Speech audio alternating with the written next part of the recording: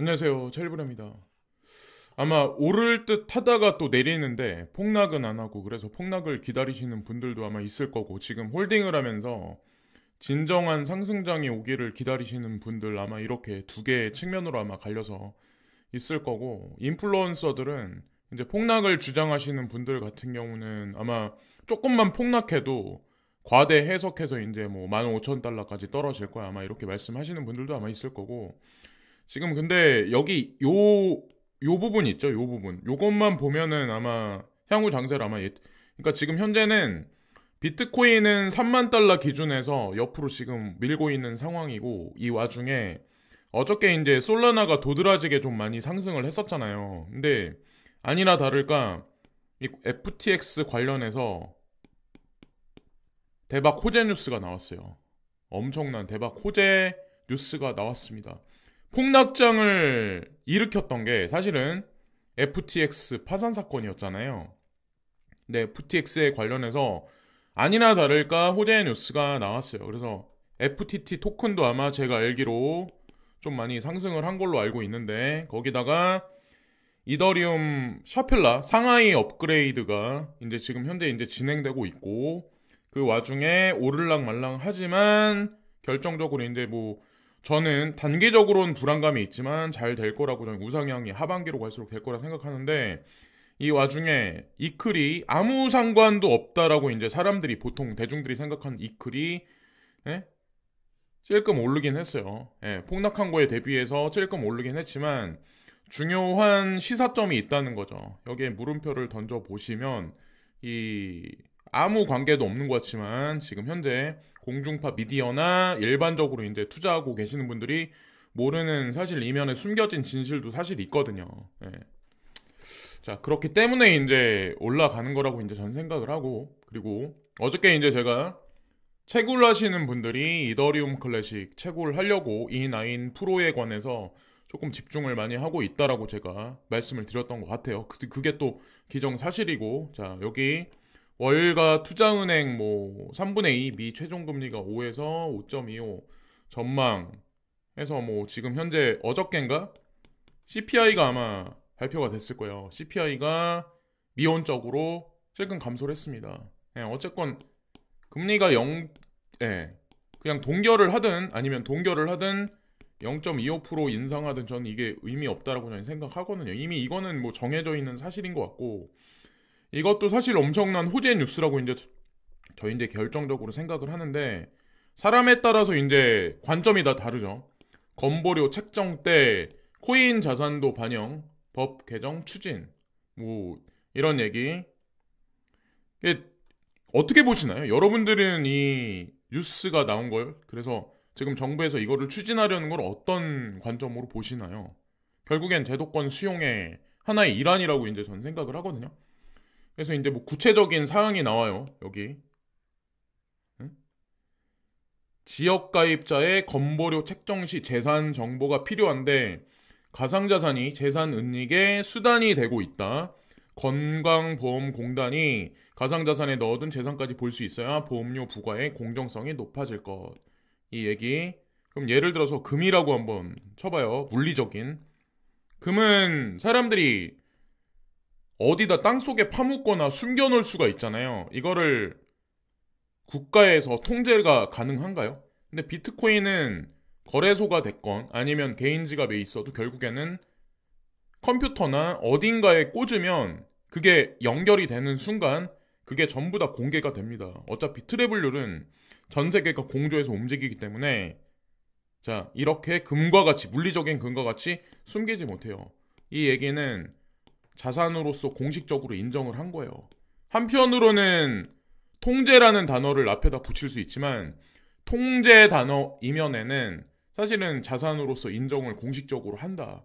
그래서 제가 알기로는 한국 국세청에도 이 가상자산에 관한 리스트업 항목이 있는 걸로 알고 있고 코드 번호가 있는 걸로 알고 있어요. 이래서 어쨌건 제도권 규제 제도권 수용에 관해서 얼마 남지 않았다 하는 생각을 하고 코인이 상승하면 세금도 올라간다. 이게 그냥 변하지 않는 공식이라고 저는 생각합니다. 그리고 비트스탬프 암호화 친화적인 시장에서 새로운 대출 상품 출시. 가상자산 거래소 중에 가장 오래된 데가 비트스탬프라는 데래요.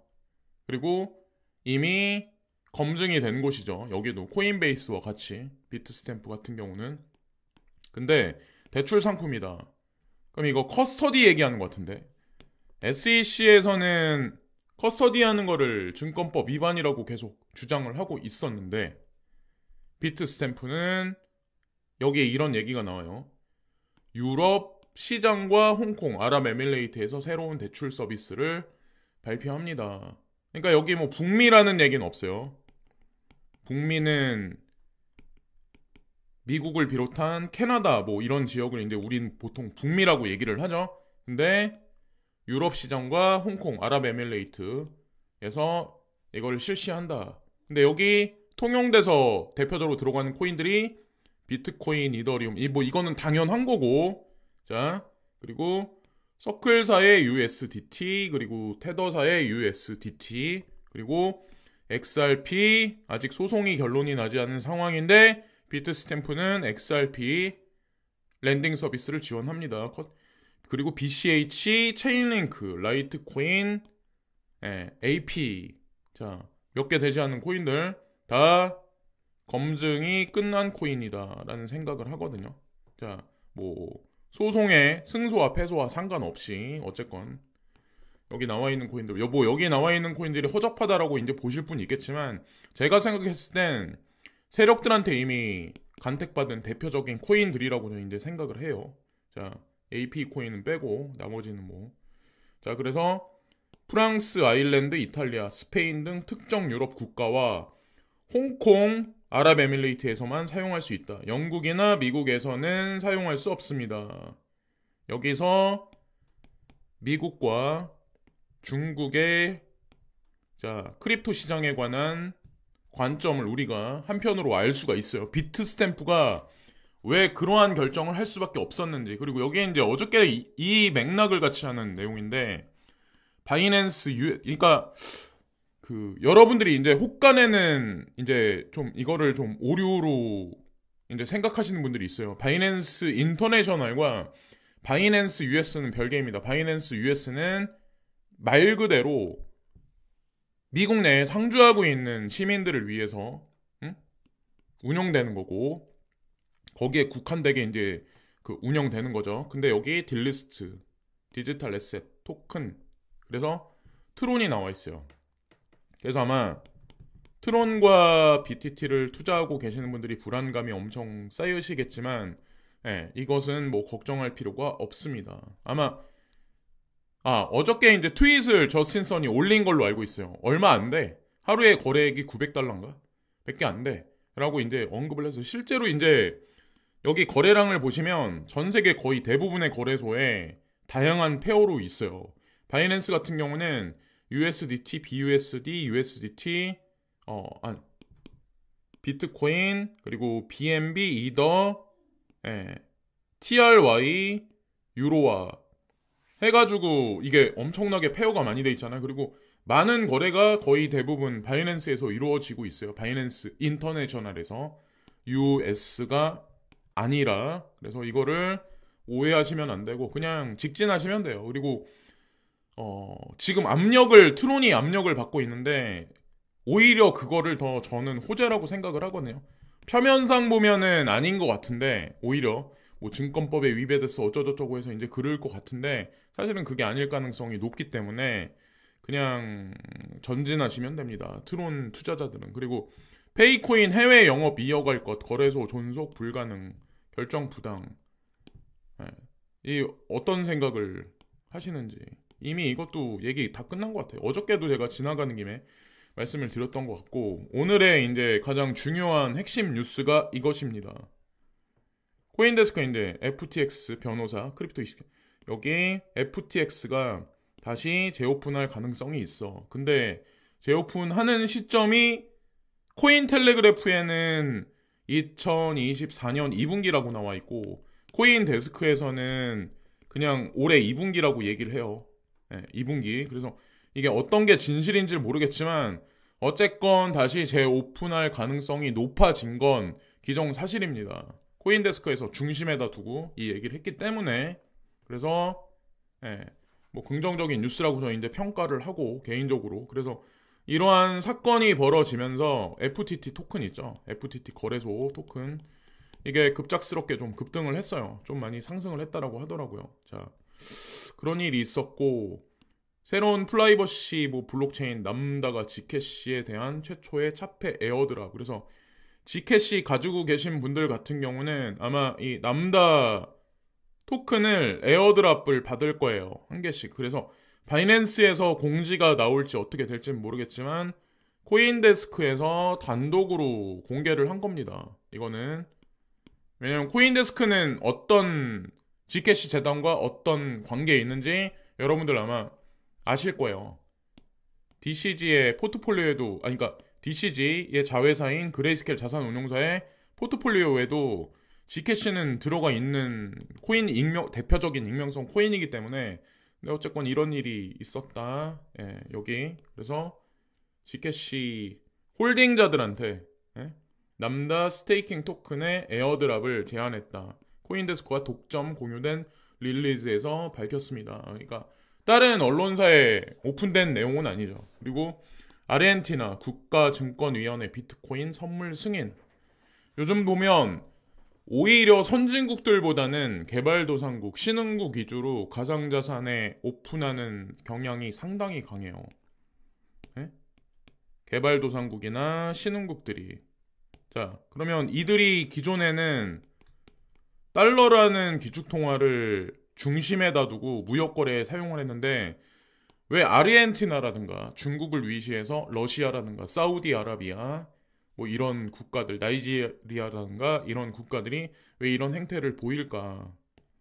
그래서 이거를 달러의 축소는 뭐 위에나의 기축통화의 부상이다라고 이분법 논리로 해석을 하지 마시고 그냥 좀 다양한 관점으로 좀 열어놓고 조금 이제 멀티적으로 좀 이렇게 매칭을 한번 시켜보면 조금 재미난 그림은 아마 여러분들 스스로가 이해를 하실 것 같아요. 그리고 이더리움 상하이 업그레이드 이더 토큰 보유자를 위한 뭐 게임 체인저가 될 거야. 뭐 이 얘기. 그래서 뭐 불안감이 지금 증폭돼 있는 현재 와중이긴 하지만 어쨌건 시간의 문제일 뿐이지 중장기적으로 봤을 때 이더리움은 지금보다 현저하게 저는 더 가격이 지속적으로 상승할 거라고 생각을 해요. 그리고 그 반사 이익을 이더리움이 포스로 넘어가면서 이더는 상승했는데 ETC는 상승을 그만큼 하지는 못했어요. 그러나 어느 시점이 되면 세력이란 사람들이 아마 분명히 뭔가 작업을 하지 않을까 생각을 해요. 그리고 워렌 버핏이 비트코인을 도박코인이라고 부른다. 뭐 이 얘기. 근데 항상 이제 빈번하게 계속 이 얘기가 나오죠. 근데 제가 항상 말씀드리지만 워렌 버핏은 이미 버크셔 해서웨이를 통해서 금융그룹이나 뭐 금융 인프라에 투자를 하고 있는데 그 금융 인프라들이 가상자산과 관련되어 있는 거래소라든가 자산 운용사에 투자를 하고 있기 때문에 사실 이분은 투자자예요. 앞에서는 기사에다 대고 이제 부정하는 발언을 하지만 이면에는 사실 뭐 그렇고 그리고 남미에서 운영되는 최대 가상자산 거래소도 아마 버크셔 해서웨이가 제가 알기로 가장 큰 지분을 가지고 있는 걸로 알고 있습니다. 그래서 이런 뉴스에 신경 쓰실 필요는 없고 여기 뭐 CPI가 나왔어요. 예측치가 5.2인데 5.0이다. 그래서 미온적인 하락이다. 연준에서 금리를 급격하게 인상을 하지 않아도 된다는 명분거리가 속속들이 계속 드러나기 시작을 해요. 그래서 어쨌건 지금 뭐 너무 뭐 시세만 보고 부정적으로 보시는 건 좀 아니라고 생각을 하고 FTX 73억 달러의 자산을 회수했다. 거래소 재부팅을 고려할 것이다. 그래서 뭐 당장 언제 뭐 된다는 그런 건 아니지만 시간이 문제일 뿐이다라고 이제 저는 생각을 하거든요. 자, 그래서 진짜 가장 큰 이거는 중국과 이제 미국의 어떤 그런 거를 볼 수가 있는 건데 팍소스가 다음 달 캐나다 고객에게 지원을 종료할 예정이다. 딱 이렇게 갈라서 여기 북미죠. 미국 캐나다니까. 자, 팍소스 그러면 BUSD죠. 여기서 이제 뽑아져 나오니까 팍소스의 주인장이 팍소스와 이제 직접적으로 관련돼 있는 데가 바이낸스예요. 네, 그리고 중간에 거대 금융 그룹이 껴 있습니다. 자, 어쨌건 그게 다시 바이낸스하고 연결이 돼 있고. 근데 어쨌건 이런 식으로 만약에 캐나다에서 고객에 대한 지원을 종료할 예정이다. 그러면 딱 구분을 짓는 거죠. 중국의 스탠스, 북미의 스탠스를 요런 기사 하나로 사실 우리가 읽어볼 수가 있거든요. 네. 그리고 IMF에서 기존의 4월달 초에 2023년도 GDP 그로스율에 관해서 이제 발표를 했던 건데 기존에는 미국이 USA가 1.6%였어요. 아마 근데 여기다 마이너스 0.45% 정도를 보태서 1.05% 성장. 그래서 성장률이 되게 안 좋을 것 같은데라고 아마 IMF가 다시 바꿨을 거야, 말을. 그래서 여기 보면 신흥국이나 개발도상국들이 선진국보다는 대체적으로 높습니다. 근데 이게 1, 2년 만에 끝나지 않을 가능성이 높은데 이거는 4월 11일 날, 그러니까 지금이 13일이니까 한국 시간으로 13일이니까 가장 최근에 나온 거죠. 근데 여기서 이제 뭐라고 얘기를 하냐면, 자, 여기서는 이제 뭐라고 얘기를 하냐면 2022년, 2023년, 2024년, 2023년이니까 여기 선진국 경제는 1.3%, 그리고 내년에는 1.4% 성장이 있을 거야. 미국은 올해 1.6%, 그리고 2024년이면 1.1%로 폭삭 꺾입니다. 그래서 IMF라든가 BIS 세계경제포럼에서 뭐라고 얘기를 하는데 니네들이 뭔데 이렇게 꺾인다고 주장을 해? 라고 이제 보실 분들도 있겠지만 뭐 세계 4대 뭐 컨설팅 회사라든가 뭐 그런데도 마찬가지로 다 비슷비슷한 견해를 피고 있어요. 이거는 다 데이터를 견해로 해서 데이터를 다 기반으로 해서 그 산정한 수치이기 때문에 이거는 개인이 왈가왈부할 필요가 없어요. 저는 그리고 제 영상에서 항상 객관적인 자료를 여러 개를 토대로 해서 항상 이제 언급을 드리기 때문에, 그리고 이런 일이 생겨서 달러가 위축되고 미국이 경찰 국가를 포기하는 게 사실은 가상자산에 투자하는 사람들한테는 행복 회로를 돌릴 수 있는 근간이 되는 거죠. 사실 초석이 되는 거죠. 아, 미국이 자유민주주의 국가인데 뒤로 빠지면 장점도 있고 단점도 있어요. 그러나 핵심 코어는 달러 위상의 축소입니다. 그거는 우리가 인지를 해야 된다는 거죠. 여기 독일 같은 경우도 마이너스 0.1에서 2024년이 되면 그나마 성장한다고 해도 1.1%예요. 프랑스 0.7에서 1.3 그나마 성장해요. 이탈리아, 스페인, 일본 1.3인데 1.0으로, 그리고 영국 나오고, 이머징 마켓 같은 경우는 대표적인 국가가 중국하고 인도죠. 여기 보면 5.2에서 4.5로 추락을 조금 빠지긴 합니다. 그래도 선진국들에 비해서 중국은 고성장, 그리고 인도는 5.9에서 6.3. 그나마 그래도 전 세계 경제에서 성장률이 가장 가파르게 올라갈 만한 데가 인도라는 거죠. FMC 3월 회의록 은행 사태, 가계 기업 모두의 악영향, 올해 말 경기 침체 전망, 이 얘기 여기서 이제 이 내용은 보지 마시고 연준에서 지금 이렇게 바라보고 있다. 그러면 금리 인상의 압력에 관해서 완화할 가능성이 높다는 거죠.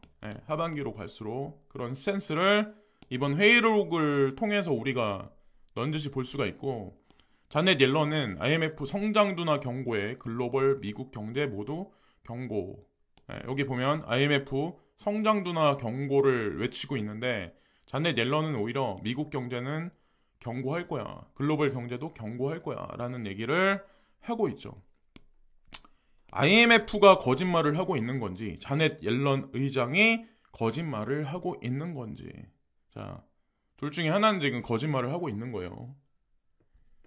자, 과자빵 가격 치솟나 물가와의 전쟁 등장한 보병 정책. 그래서 슈거플레이션 공포. 그래서 인도가 사실은 이 당에 관해서, 이거 뭐 설탕에 관해서는 사실 주도권을 쥐고 있습니다. 그래서 지금은 이런 말도 안 되는 얘기였지만 식량 자원의 무기화가 되는 시절이 머지않은 시간 내에 옵니다. 근데 이 식량 자원에 관해서 오페크, 에너지에 관해서 오페크 플러스와 브릭스가 이 인프라를 다 가지고 있죠.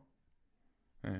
그럼 향후 판세가 어떻게 돌아갈지 어느 정도 우리가 예측을 할 수가 있죠. 자, 여기서 이게 뭐 단지 1년, 2년 만에 이렇게 그리고 거기다가 세계 경제는 엘니뇨가 또 옵니다. 어느 순간부터 엘니뇨가 오면 전 세계 국지적으로 가뭄 현상이 아마 구현될 거고 식량 생산량은 지금보다 수년간에 걸쳐서 하락할 가능성이 높고 그러면 이들이 에너지와 곡물자원, 천연자원을 무기화해서 움직일 가능성이 높다는 거죠. 자, 지나가는 김에 이제 같이 매칭해서 이제 말씀을 드린 것 같고 코인 180억 털린 지닥 전액 보전 2주 걸린다 이 얘기 해킹됐는데 바로 좀 있다가 전액 보전한다는 얘기가 나왔고 이런 불안한 시장에 해킹됐다는 뉴스가 나오고 진실이 과연 무엇일지 그리고 왜 하필 위믹스만 많이 털렸냐 요것도 제가 재미난다고 생각을 한다고 말씀을 드렸던 것 같아요. 그리고 쏠쏠했던 이자 예전 같지 않네. 예금금리가 3%대다. 뭉칫돈 빠진다. 예금금리가 3%대고 이런데 만약에 가상자산 시장에 제도권 수용이 된다라는 뉴스가 일면 머릿기사에 만약 쏟아지기 시작하면 이 뭉칫돈들은 가상자산 시장으로 분명히 들어옵니다. 투자할 거리가 없어요. 고인플레가 지속적으로 계속 이제 인류를 감싸서 수년간 지배를 할 텐데 이 상황에서 돈은 어디로 가야 될지 내가 그냥 돈 가치가 한 해 한 해 갈수록 떨어지는 상황에서 나는 어떠한 결정을 해야 될지 그런 기로에 놓여 있는 현재 상황이라는 거죠. 이런 상황에서 이자는 계속 줄여나간다. 자,